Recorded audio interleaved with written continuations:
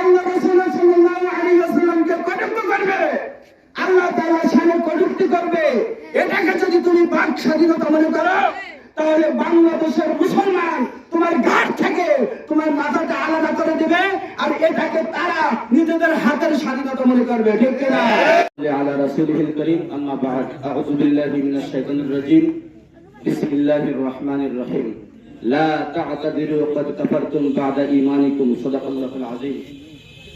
সর্বপ্রথম শুকরিয়া জ্ঞাপন করছি সেই মহান রব্বুল আলামিনের, যিনি আমাদেরকে মুসলমান হিসেবে ঈমানের দাবি নিয়ে আল্লাহ তাআলাকে কটূক্তি করাই তাদের প্রতিবাদে আমাদেরকে উপস্থিত করেছেন।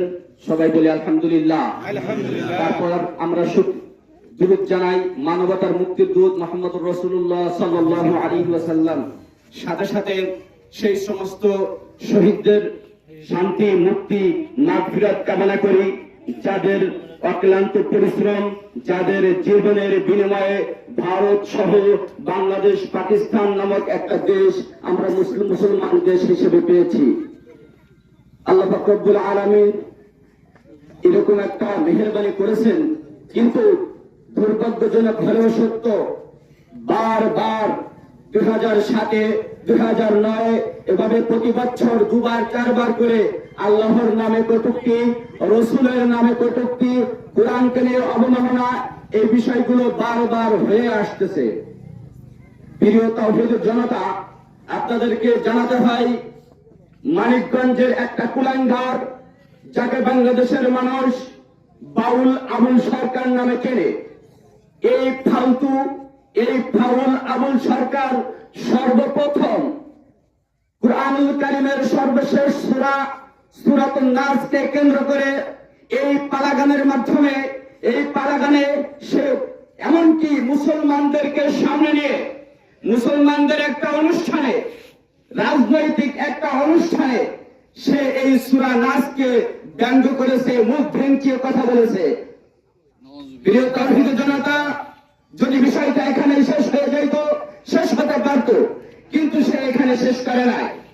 তারপর সে আল্লাহ পাক রব্বুল আলামিনকে কেন্দ্র করে, যে মহান স্রষ্টা, যে মহান রব্বুল আলামিন আমাদেরকে সৃষ্টি করেছেন, যে মহান রব্বুল আলামিন আমাদেরকে খাবারের ব্যবস্থা করেন, যে মহান রব্বুল আলামিন আমাদেরকে প্রতিপালন করেন, যেই মহান স্রষ্টা আমাদেরকে সবকিছু দিয়ে জীবিত রেখেছেন, সেই মহান স্রষ্টার কথাকে, তার কালামকে ব্যঙ্গ করে সে অনেক কটূক্তিমূলক কথা বলেছে।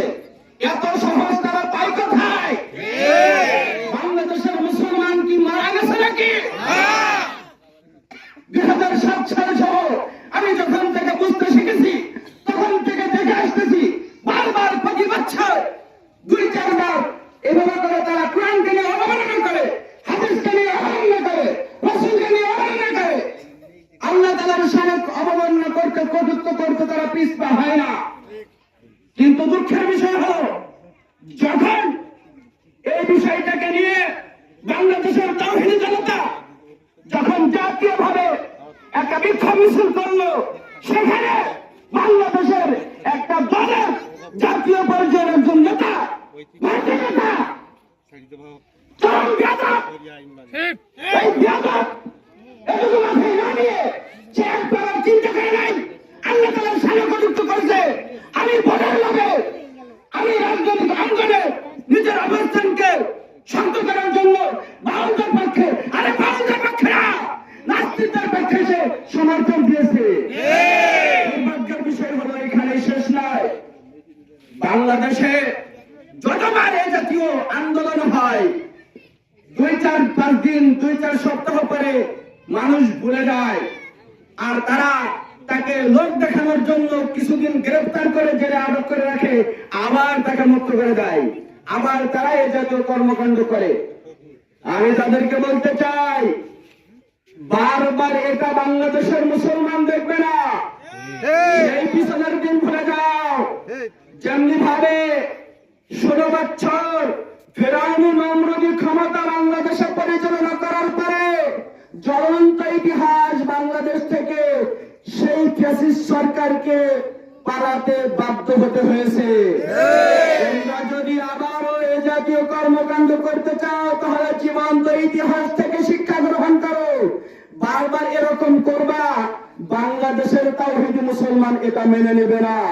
তোমরা যদি মনে করো তাকে বাংলাদেশের মুসলমানদেরকে দেখানোর জন্য কয়েকদিন জেলবন্দি করে রাখবে, আবার যখন বাংলাদেশের তাওহীদি জনতা ভুলে যাবে তখন তোমরা তাদেরকে আবার মুক্ত করে দেবে, সেই দিন ভুলে যাও। এরকম বাংলাদেশের মুসলমান আর দেখবে না। আমি বাংলাদেশের বিচারক মন্ডলী সহ বাংলাদেশের প্রশাসনের দৃষ্টি আকর্ষণ করছি, তাদেরকে বলতে চাই, প্রশাসনের লোকেরা, বিচারক মন্ডলী তোমরা শোনো, যদি তোমরা এর দৃষ্টান্তমূলক শাস্তির ব্যবস্থা না করতে পারো তাহলে তাওহীদি জনতার কাছে তাকে ছেড়ে দাও। তাওহীদি জনতা ভালো করে জানে এটার কিরকম বিচার করতে হয়। তোমরা যদি এটাকে বাক স্বাধীনতা মনে করো তাহলে তাওহীদি জনতার পক্ষ থেকে আমি বলতেছি, তুমি আল্লাহ রাসূল সাল্লাল্লাহু আলাইহি ওয়াসাল্লামকে কটাক্ষ করবে, আল্লাহ তাআলার শানে কটূক্তি করবে, এটাকে যদি তুমি বাক স্বাধীনতা মনে করো তাহলে বাংলাদেশের মুসলমান তোমার ঘাট থেকে তোমার মাথাটা আলাদা করে দেবে, আর এটাকে তারা নিজেদের হাতের স্বাধীনতা মনে করবে। ঠিক কিনা? সম্মানিত উপস্থিতি, কথা দীর্ঘায়িত করবে না, আপনারা জানতে পেরেছেন। এবং বিশেষ করে আমি সবার প্রতি অনুরোধ জানাই, প্রত্যেকটা মুসলমান, প্রত্যেকটা ইমানদারের প্রাণের দাবি এ জাতীয় বিষয় আমরা বারবার দেখতে চাই না। বাংলাদেশে এমন আইন করা হোক যেই আইনের মাধ্যমে এই বিচারটা হতে হবে, এমন আইন করতে হবে পরবর্তীতে যাতে করে কেউ আর এ জাতীয় ধৃষ্টতা করার সুযোগ না পায়। প্রিয় তাওহীদি জনতা, আমরা জেনেছি, আমরা দোয়া করব এবং আমরা ভবিষ্যতের জন্য সচেতন হব যাতে করে কেউ এই জাতীয় কোনো কর্মকাণ্ড না করতে পারে। আর আমাদের মুরব্বীরা এবং আমাদের ইমামগঞ্জ যে দাবি করেছেন সেটা হলো যে এই যেই পালাগানের মাধ্যমে এ জাতীয় কথাবার্তা হয়, এই পালাগানটাকেও বাংলাদেশ থেকে বাতিল করতে হবে। আমার তাওফিক ইল্লা বিল্লাহ।